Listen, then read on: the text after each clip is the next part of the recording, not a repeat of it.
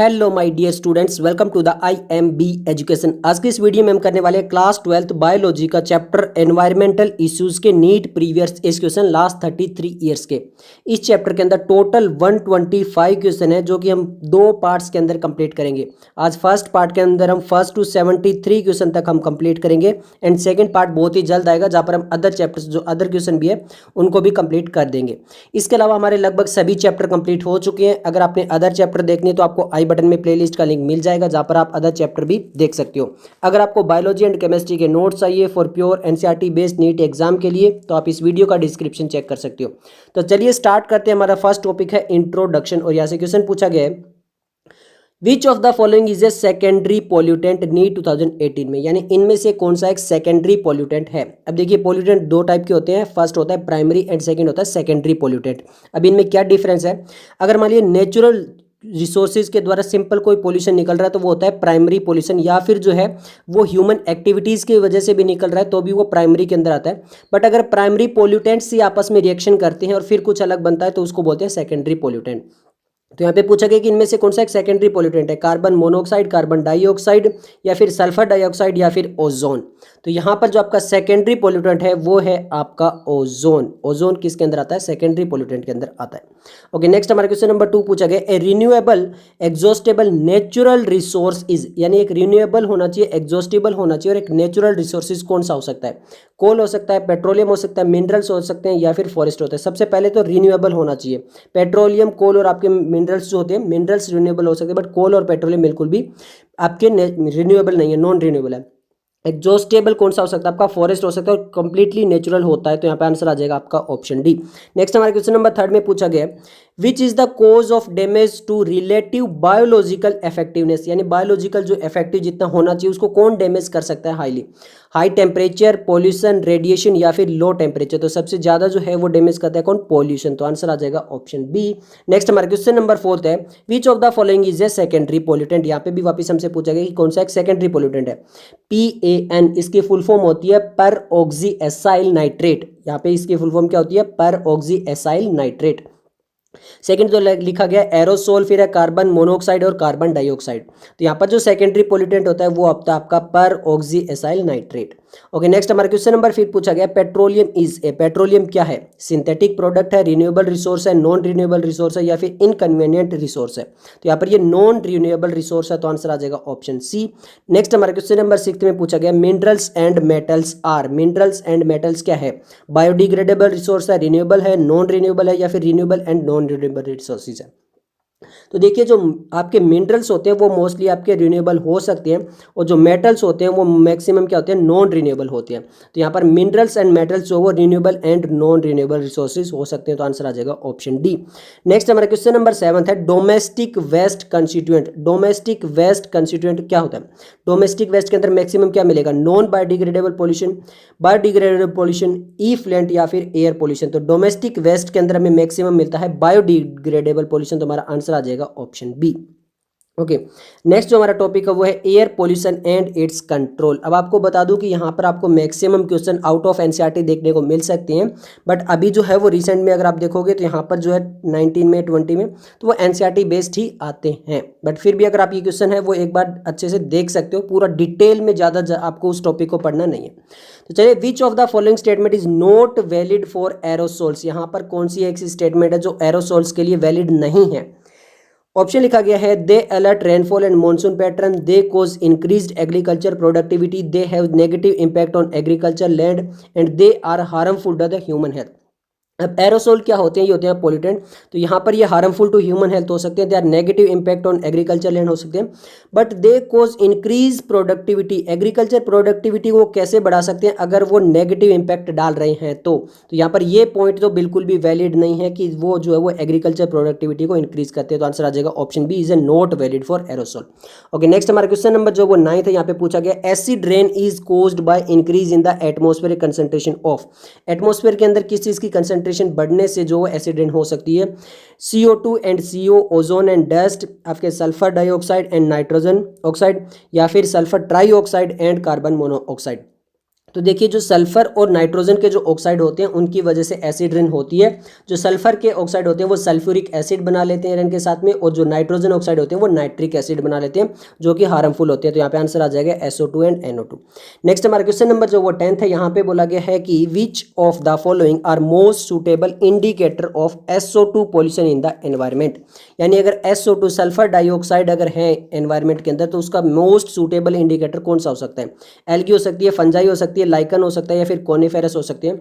तो जो आपके पॉल्यूशन इंडिकेटर होते हैं लाइकन, तो यहाँ पर लाइकन जो है वो पॉल्यूशन इंडिकेटर हो सकते हैं सल्फर डाइऑक्साइड के। यहाँ पे आंसर आ जाएगा ऑप्शन सी। नेक्स्ट हमारा क्वेश्चन नंबर 11 है, a location with luxuriant growth of lichen on the trees indicate that.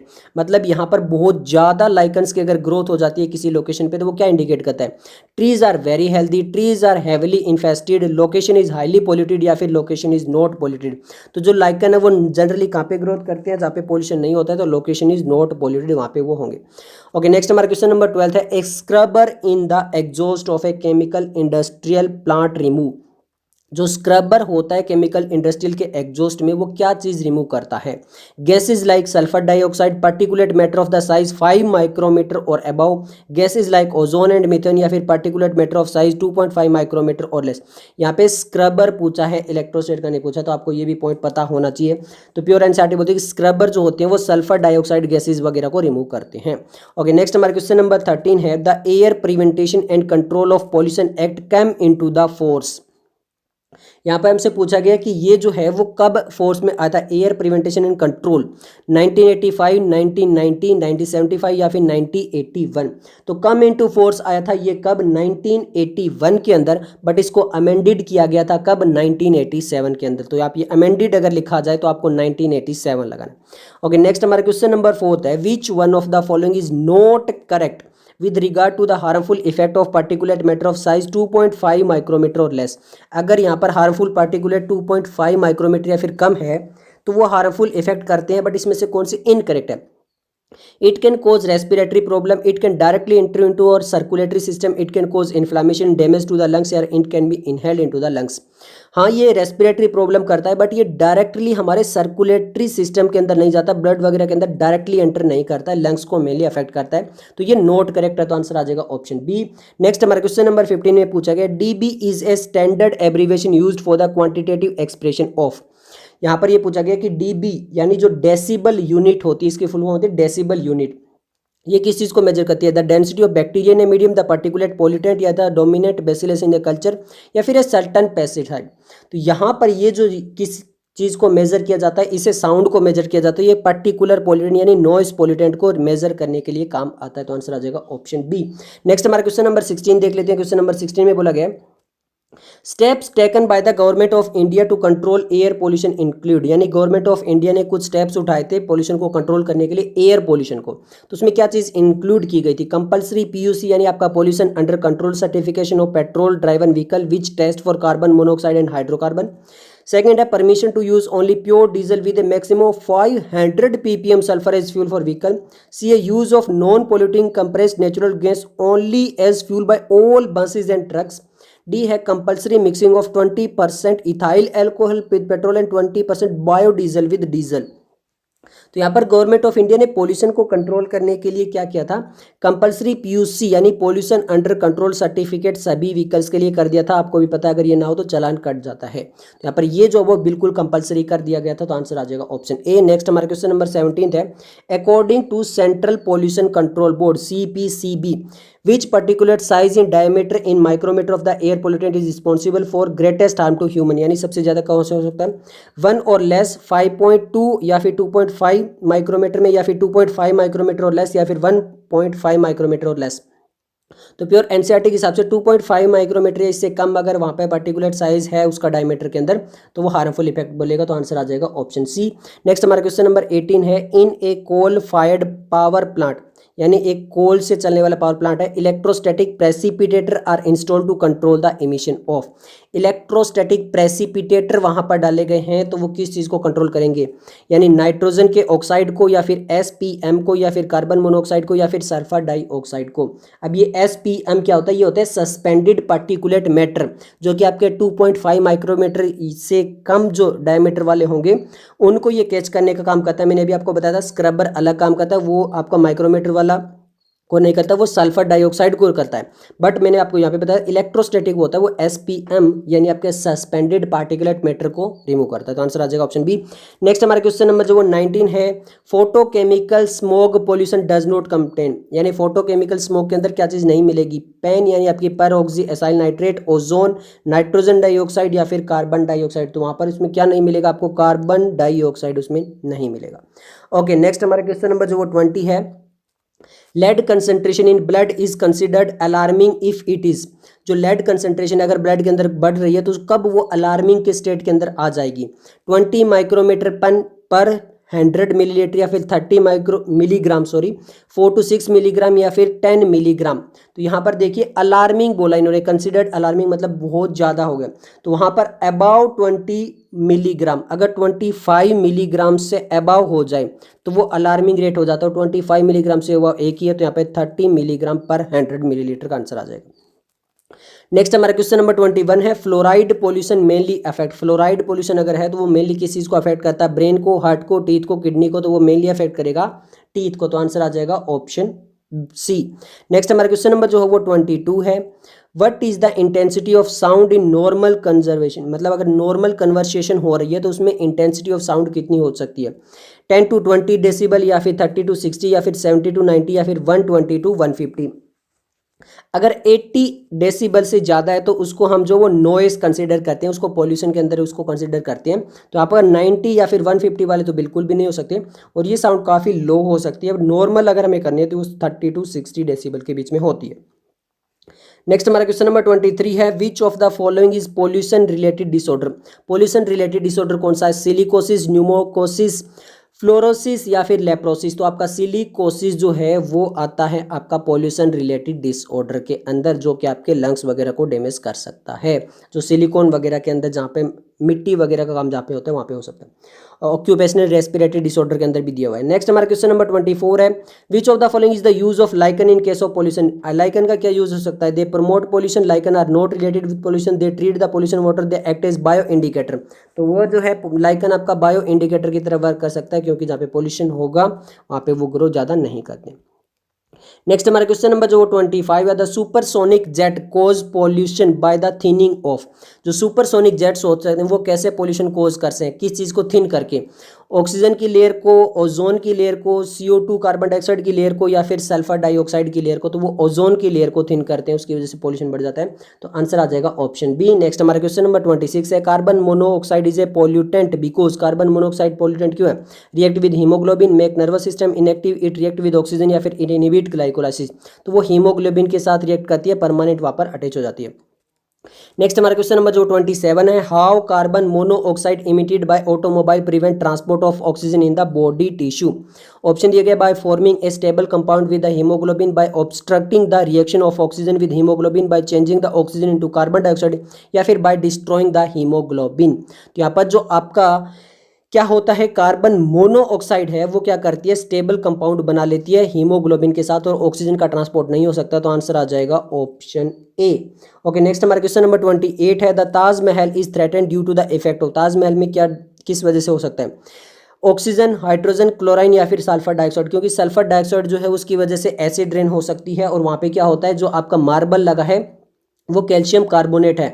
तो वहाँ पर क्या होगा, वो कैल्शियम कार्बोनेट अगर यहाँ पर इसके साथ रिएक्ट करेगा एसिड रेन के साथ में, तो वो कन्वर्ट हो जाएगा कैल्शियम सल्फेट में या फिर कैल्शियम नाइट्रेट में। तो यहाँ पे आंसर आ जाएगा सल्फर डाइऑक्साइड इंपॉर्टेंट है, वो जो है वो ताजमहल को थ्रेटेंड है। नेक्स्ट हमारा क्वेश्चन नंबर 29 है, the toxic effect of carbon monoxide is due to its greater affinity for haemoglobin as compare to oxygen approximately. यानी अगर हम ऑक्सीजन और कार्बन मोनोऑक्साइड रखेंगे तो वो हीमोग्लोबिन के साथ में ज़्यादा इफेक्टिवली कौन रिएक्ट करेगा, कार्बन मोनोऑक्साइड, और वहाँ पे स्टेबल कंपाउंड बनेगा। तो वहाँ पर उसकी एफिनिटी कितनी ज़्यादा है, 200 टाइम, 1000, 2 टाइम, या 20 टाइम। तो वो 200 टाइम ज़्यादा एफिनिटी। तो आंसर आ जाएगा ऑप्शन ए। नेक्स्ट हमारा क्वेश्चन नंबर थर्ड है sound above the level are considered hazardous noise pollution, किससे ज़्यादा पोल्यूशन जो है यूनिट से, above 80 decibel, above 30, above 150, above 120, तो अभी बताया था अबाउ 80 डेसिबल, आंसर आ जाएगा ऑप्शन ए। नेक्स्ट हमारा क्वेश्चन नंबर जो 31 है ultraviolet radiation from sunlight cause a reaction that produce, ultraviolet radiation जो सनलाइट से आती है वो रिएक्शन कर सकती है और क्या प्रोड्यूस कर सकती है, fluoride, carbon monoxide, sulphur dioxide या फिर ओजोन, तो वो प्रोड्यूस कर सकती है ओजोन। आपका सिंपल जो ऑक्सीजन मॉलिक्यूल होगा उसको ब्रेक डाउन करेगी और एक ऑक्सीजन फिर एक मॉलिक्यूल के साथ में रिएक्ट करके ओजोन बनाएगा। नेक्स्ट हमारा क्वेश्चन नंबर 32 है most hazardous metal pollutant of automobile exhaust is, जो सबसे खतरनाक मेटल पोल्यूटेंट हो सकता है जो ऑटोमोबाइल से निकलता है वो कौन सा हो सकता है, मरकरी, कैडमियम, लेड या फिर कॉपर, तो वो सबसे ज्यादा हो सकता है आपका लेड, तो आंसर आ जाएगा ऑप्शन सी। नेक्स्ट हमारा क्वेश्चन नंबर 33 है which one is not A pollutant normally, कौन सा एक ज्यादातर पोल्यूटेंट की तरह नहीं माना जाता है, hydrocarbon, carbon dioxide, carbon monoxide या फिर सल्फर डाइऑक्साइड, तो ज्यादातर जिसको पोल्यूशन की तरह नहीं माना जाता है इनमें से अगर कंपेयर करें तो वो कार्बन डाइऑक्साइड होता है।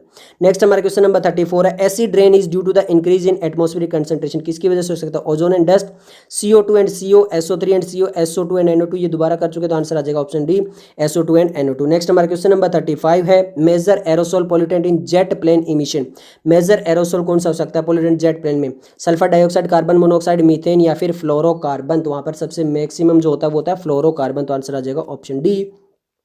नेक्स्ट हमारा क्वेश्चन नंबर जो वो 36 है acid rain are produced by, acid rain किसके द्वारा प्रोड्यूस की जाती है, excess nitrogen dioxide and sulphur dioxide from the burning fossil fuel, excess production of ammonia by industry and coal gas, excess release of carbon monoxide by incomplete combustion या फिर excess formation of carbon dioxide by combustion and animal respiration, तो acid rain का जो reason है वो NO2 and SO2 है, तो answer आ जाएगा ऑप्शन ए। नेक्स्ट हमारा टॉपिक है water pollution and its control.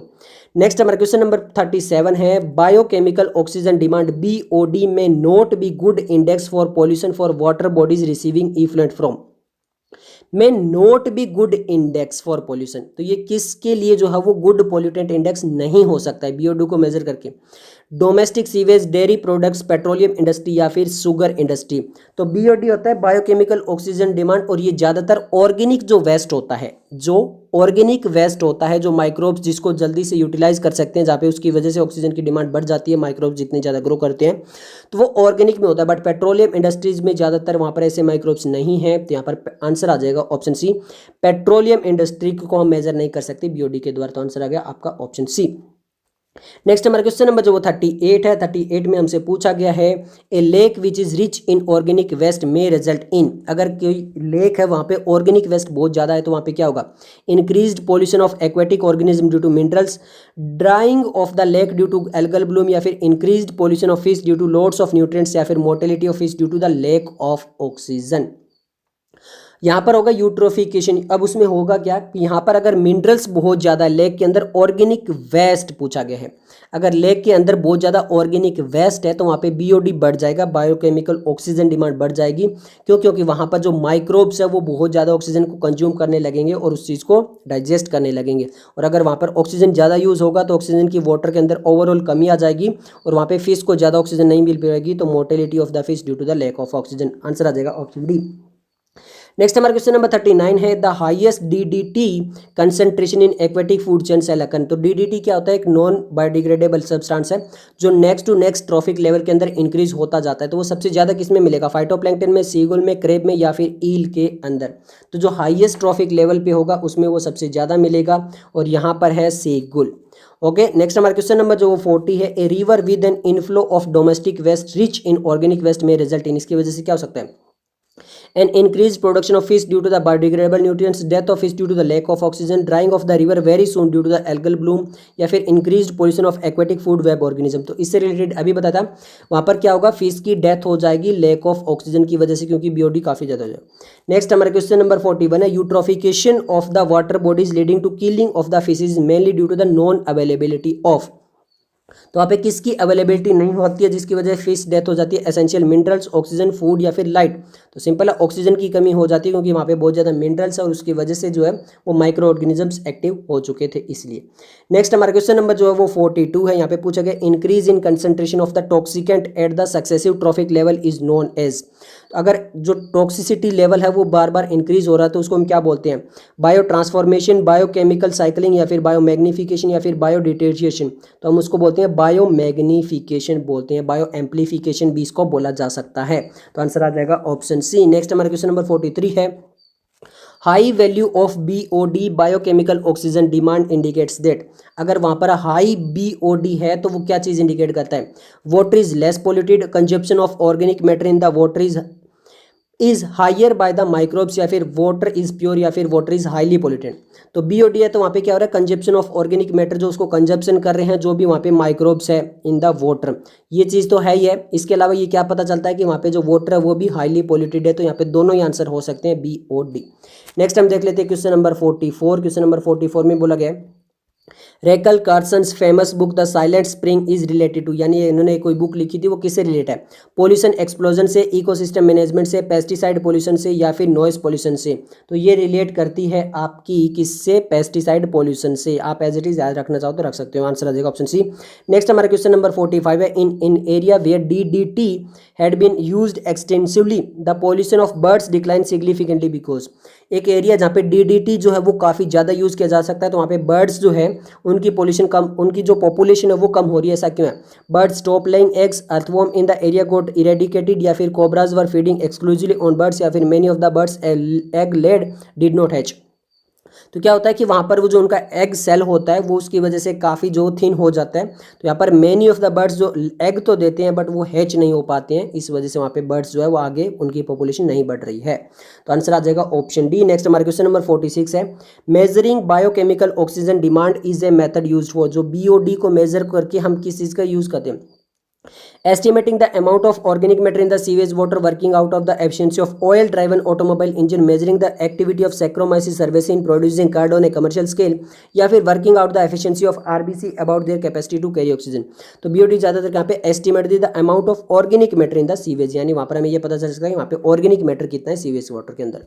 Next हमारा क्वेश्चन नंबर 47 है, eutrophication is often seen in. ये किसमें सीन हो सकता है? डेजर्ट में, फ्रेश वाटर लेक्स में, ओशन में, माउंटेन में। तो ये हो सकता है में फ्रेश वाटर लेक में, जब मिनरल बहुत ज़्यादा मिल सकते हैं। नेक्स्ट हमारा क्वेश्चन नंबर जो 48 है, when domesticated sewage mix with the river water. अगर डोमेस्टिकेटेड सीवेज को हम मिक्स कर रहे हैं रिवर वाटर के अंदर तो क्या होगा? Small animals like rats will die after drinking water. The increased microbial activity release micronutrients such as iron, या फिर the increased microbial activity uses up the dissolved oxygen, या फिर the river water is still suitable for drinking as impurities are only। तो हम domestic sewage को करेंगे तो organic water ज़्यादा होगा, तो वहाँ पे क्या होगा? जो माइक्रोबियल एक्टिविटी बढ़ जाएगी उसकी वजह से वहाँ पे डिजोल्ड ऑक्सीजन जो वो कम हो जाएगी। आंसर आ जाएगा ऑप्शन सी। नेक्स्ट हमारा क्वेश्चन नंबर 49 है, biochemical oxygen demand BOD in a river water. ये क्या चीज़ बताती है? Has no relationship concentration of oxygen in the water, gives a measure of salmonella in the water, increase when sewage get mixed with the water, या फिर remain unchanged when algal bloom occur. Simple आपका आंसर आ जाना चाहिए increase when sewage get mixed with the river water. अगर हम यहाँ पे इनको मिक्स करेंगे तो BOD बढ़ जाएगा। नेक्स्ट हमारा क्वेश्चन नंबर जो 50 यहाँ पे बोला गया, DDT residue are rapidly pass through the food chain causing bio magnification because DDT is. ये DDT क्या है? मॉडरेटली टॉक्सिक है, non toxic to aquatic animals है, वाटर सोल्यूबल है, या फिर लिपोसोल्यूबल है। तो यहाँ पर ये आपका लिपिड सोल्यूबल होता है DDT, ये आप याद रख सकते हो। तो आंसर आ जाएगा ऑप्शन डी। नेक्स्ट हमारा क्वेश्चन नंबर 51 पूछा गया, ए lake near A village suffered heavy mortality of fishes with in a few days, consider the following. यानी एक विलेज के पास में एक लेक है जहाँ पर बहुत जल्दी जो है कुछ ही दिनों में बहुत ज़्यादा जो वहाँ पे फिशेज है उनकी डेथ हो चुकी है। ऐसा क्यों हुआ होगा? क्या रीज़न हुआ होगा वहाँ पर? Option, loads of urea and phosphate fertilizer were used in the crop in the vicinity. The area was sprayed with DDT by an aircraft, या फिर the lake water turned green and stinky, या फिर phytoplankton population in the lake declined initially thereby greatly reducing the photosynthesis. Which of the two were the main cause of fish mortality? दो main reason क्या हो सकते हैं? Minerals ज़्यादा कर दिए गए, वहाँ पे यूरिया, फॉस्फेट, फर्टिलाइजर्स वगैरह बहुत ज़्यादा डाल दिए गए हैं क्रॉप्स में, उनके आसपास की जगह में, इसलिए वहाँ पर हो गया होगा और वहाँ पे ऑक्सीजन की कमी हो गई है। सेकंड हो सकता है द लेक वाटर वहाँ पे क्या हो जाएगा? ग्रीन एंड स्टिंकी हो जाएगा। तो A एंड C यहाँ पर आंसर आ सकता है। तो आंसर आ जाएगा ऑप्शन A है, जहाँ पर A और C जो है वो स्टेटमेंट जिसकी वजह से वहाँ पे फिश की मोर्टेलिटी हो सकती है। नेक्स्ट हमारा क्वेश्चन नंबर जो 52 है, in which one of the following the BOD biochemical oxygen demand of sewage. अब देखो यहाँ पर दिया गया कि इनमें क्या होगा। सबसे पहले दिया गया सीवेज यानी S, डिस्टिलरी ई फ्लैट जो है वो DE, paper mill effluent के अंदर से PE and sugar mill effluent के अंदर SE have been arranged in ascending order. यानी मैं बताना कि सबसे ज़्यादा ऑर्गेनिक वेस्ट किस में होगा, जितना ज़्यादा ऑर्गेनिक वेस्ट होगा उतना ही ज़्यादा वहाँ पे BOD होगा। तो वो सीवेज में सबसे ज़्यादा होता है, या फिर डिस्टिलरी इफ्लेंट में होता है, या फिर पेपर मिल के अंदर होता है, या फिर शुगर मिल इफ्लेंट के अंदर होता है। तो यहाँ पर सिंपल सा है, देखिए सबसे ज़्यादा होता है वो किसके अंदर आपका होता है, डिस्टिलरी इफ्लेंट के अंदर ऑर्गेनिक वेस्ट सबसे ज़्यादा होता है। देन उसके बाद जो शुगर मिल होता है उसमें होता है। देन उसके बाद में जो है वो सीवेज के अंदर होता है। सबसे लास्ट में पेपर इफ्लेंट के अंदर होता है। तो हमारा आंसर आ जाएगा यहाँ से ऑप्शन बी। नेक्स्ट हमारा क्वेश्चन नंबर 53 है, which one of the following statement is correct. हमें बताना कि इनमें से कौन सी स्टेटमेंट करेक्ट है। Both Azotobacter and Rhizobium fix atmospheric nitrogen in the root nodule of the plants. Cyanobacteria such as Anabaena and Nostoc are important mobilizer of phosphate and for plant nutrient in the soil. At present, it is not possible to grow maize without chemical fertilizer या फिर extensive use of chemical fertilizer may lead to eutrophication of nearby water bodies. Correct पूछा है। अब Azotobacter जो होता है वो क्या होता है, फ्री लिविंग होता है। राइजोबियम जो होता है वो सिम्बायोटिक की फॉर्म के अंदर जो है वो आपका नाइट्रोजन फिक्सेशन करता है, बट एजोटोबैक्टर एक फ्री लिविंग होता है और वो एटमॉस्फेरिक को जो नाइट्रोजन फिक्सेशन करता है। तो यहाँ पर जो रूट नोड्यूल्स में जो नाइट्रोजन फिक्सेशन करता है राइजोम करता है, ओके, और एटमॉस्फेरिक नाइट्रोजन को एजोटोबैक्टर करता है। तो ये जो वो इनकरेक्ट लिखी हुई है। Cyanobacteria such as Anabaena and Nostoc are important mobiliser of nitrogen, क्योंकि ये भी नाइट्रोजन फिक्सेशन के अंदर हेल्प करते हैं, बट फॉस्फेट नहीं।